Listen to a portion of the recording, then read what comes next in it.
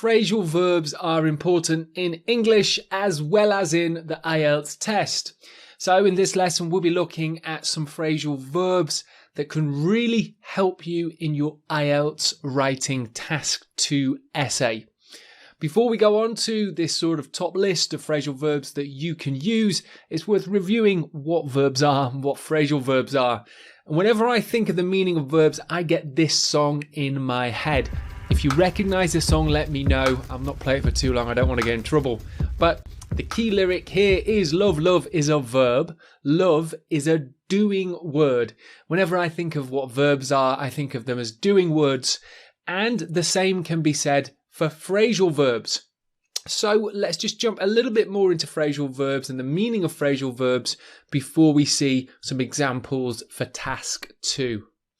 So, phrasal verbs are verb combinations, phrasal verbs, and they include extra words such as pretty much always prepositions or adverbs.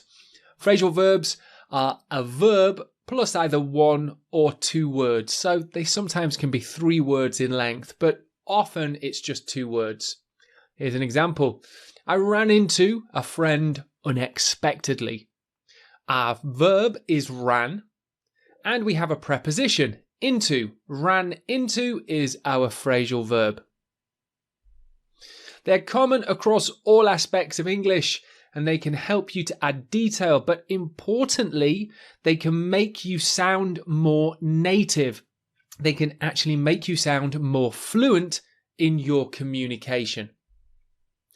She backed up her argument with facts.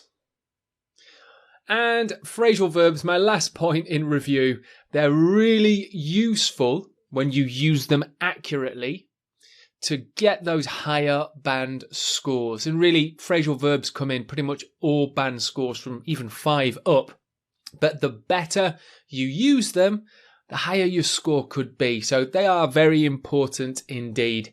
And he brought up a significant point in the lesson. I think I just did that. Brought up. Up is a preposition here. Brought up a point that you need to use phrasal verbs in your writing as well as in your speaking too. And you'll see them across all aspects of the IELTS test. So, quick review. Let's jump into some really useful phrasal verbs and we'll look at some examples on their use too. Up first, bring up. Furthermore, many famous people often bring up compelling arguments in favour of renewable energy. Next up, point out. Some recent studies point out the detrimental effects of social media on mental health. I'm sure that is pointing out some pretty true information there. Come up with. So here we have an example of a phrasal verb, come up with, 3 words total. To address the issue of urban pollution, governments must come up with innovative solutions. Some nice language in this example. Set out.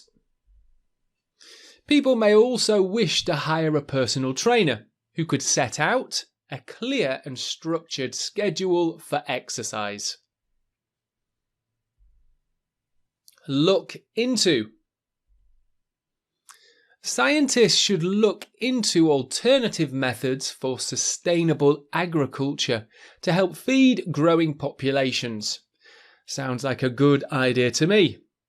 Number 6. Run into. So we're using that preposition again, into. During modernisation, cities often run into challenges related to infrastructure and resource allocation.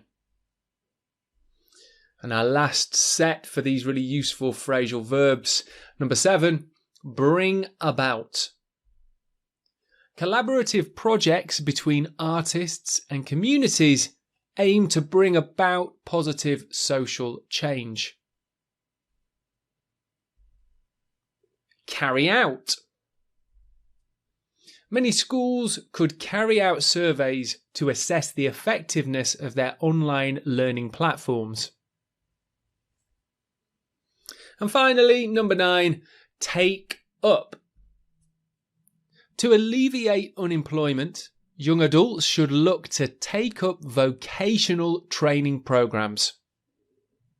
Okay, everyone, there you have it. 9 very useful phrasal verbs that can really help you to build fluency and get those higher band scores in your IELTS writing task 2 test.